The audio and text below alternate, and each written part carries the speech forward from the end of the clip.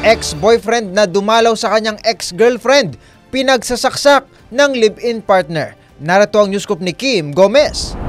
Binordahan ng saksak ang isang lalaki ng kasalukuyang live-in partner ng kanyang dating nobya na dinalaw niya lamang sa Taytay, Rizal. Dead on the spot ang biktimang si Joshua Espinida, 29 anyos.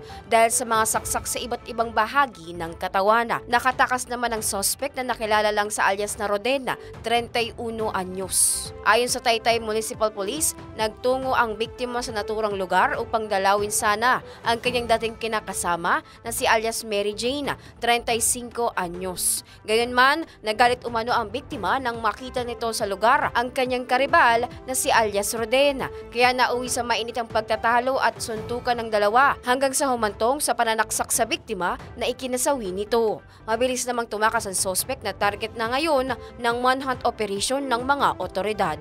At yan ang news scoop, Kim Gomez, nagbabalita ng tama, naglilingkod ng tama.